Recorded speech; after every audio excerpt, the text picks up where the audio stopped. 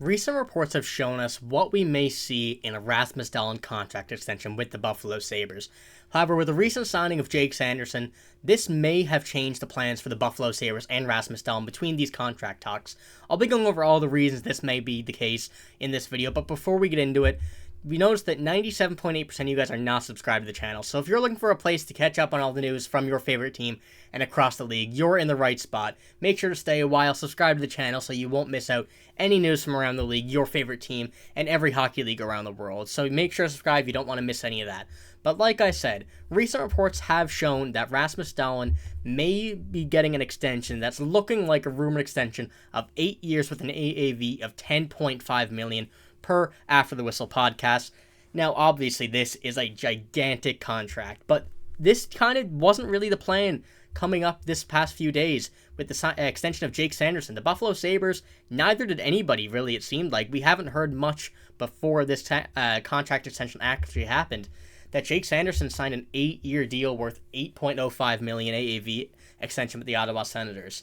Now, maybe this report came out and the Ottawa Senators felt a bit pressured to give Jake Sanderson a contract in hopes, knowing that Jake Sanderson has only played 77 NHL games, that Rasmus Dahlin may want to up his price with the Buffalo Sabres, knowing these guys are in the same division. I could expect a few mind games, a bit of mental warfare going on between these two teams that are definitely going to be up in the standings over the next few years, where they have a very young, talented roster being pushed in, a lot of prospects, and both teams looking very good, with some teams in the Atlantic Division also descending.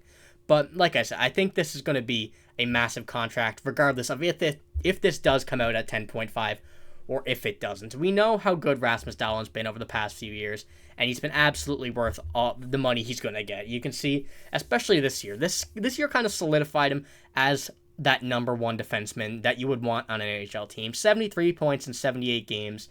And over the past few seasons has been very consistent as well. But this year just really solidified him as that number one defenseman that you would like to have on the future of your NHL team. But in this, if the Ottawa Senators did feel like they wanted to pressure the Buffalo Sabres to be able to pay Rasmus Dahlin more money, whatever they will give him, I think it'll be worth it. I think Rasmus Dahlin could ask for more, and the Buffalo Sabres would be willing to give him more. But it's just what it is right now at this point. The Buffalo Sabres are not in any cap trouble whatsoever. At the moment, they currently have $8.7 million, but this contract that Rasmus Dahlin currently has is a 3-year, $6 million deal. He's on the final year of that in this upcoming season, so the contract extension won't kick into this season. It'll be into the next season if they do manage to sign this deal coming up in the next few days, weeks, maybe sometime during the season. We don't really know. That's kind of just the figures we know right now in the term. I'm not sure if anything is imminent. I wouldn't say right now. I don't think there's any rush to be able to get this done because we know how good Dahlin is. The Buffalo Sabres know how good Dahlin is, and Dahlin knows how good he is himself. They got trust in him. I think everybody does at this point, and they've solidified how good he is. But the Buffalo Sabres are in a pretty good spot contractually wise, I guess you could say. They have two guys that they're going to be on this team long term locked up. It's Dylan Cousins, Tage Thompson, both below $7.2 million, which is an absolutely fantastic deals for both these guys. You know, Jeff Skinner also locked up for 4 more years, $9 million. Not really the contract you want to give that guy. However, last season he did show that he was getting a lot better. He was a bit closer to being willing, I guess, or capable of earning that money. He played a lot better last season compared to what he did over the past few seasons, but still really nowhere near $9 million is what he's worth. And then we have a few more guys that really only need the extensions I think will be the part of this big future for the Buffalo Sabres. That would be Owen Power as well and Peyton Krebs. I think both those guys, I think we can see them being on this team as well over the core for the next few years. Matthias Samuelsson also signed another contract extension last offseason, I believe it was. So the Buffalo Sabres are in a pretty good spot. You know, they got their guys that they want locked up for the most part, with obviously there's a few things that they'll want to go and do, but so far, the Buffalo Sabres, you know, they're in a pretty good spot. Like I said, they don't really have too much. Obviously, they're going to need to do some more moves if they want to be able to go deeper into this playoffs, but the contract extension for Rasmus Dahlin, I do expect this to be upwards of $10 million, possibly $11 million. I don't really see it being anything below 10, especially after the Jake Sanderson signing. Maybe before you could have seen if he was willing to take a team-friendly deal, 9.5, $9 million, but now that that Sanderson deal. That kind of solidifies a plus 10 million for Rasmus Dahlin. I don't really see anything otherwise, but I do think that this will have an effect on the Buffalo Sabres. It will have an effect on the contract. Not as much as people think, but it will have the effect of where, knowing that Jake Sanderson, a guy who played only 77 games in his NHL career, like I said,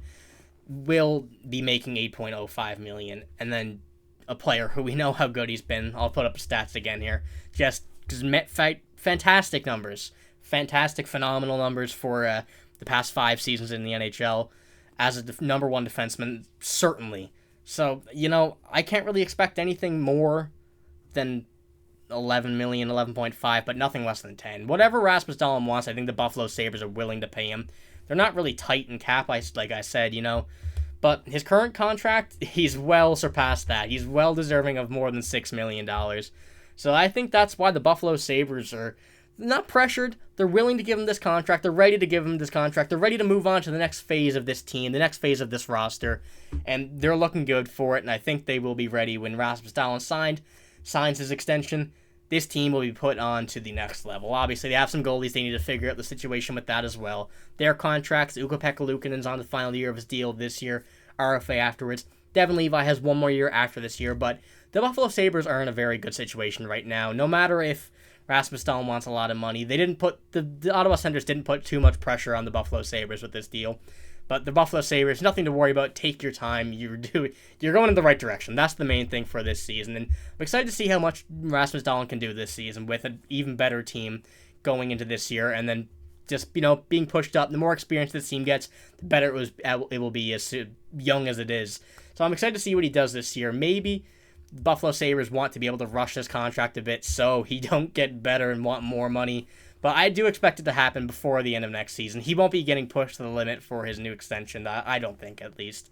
But let me know down below what you think about this whole situation, the contract extension rumored for Rasmus Dahlin, the price, the term, as well as the comparison, what you might see with Jake Sanderson, if you think this has any effect on what Rasmus Dahlin will earn over the next few seasons. But let me know. That's all I got for this video. If you like it, make sure to give it a like, and also make sure to subscribe, like I said at the beginning of the video, if you don't want to miss any news over the next few weeks, the NHL season coming up soon, from your favorite team and across the league, because it's going to be a very exciting season. I got a heavy feeling it's going to be a very exciting season, so you make sure you won't want to miss it. But that's all I got. Hope you liked the video. Like it, subscribe. Thank you for watching. See you later.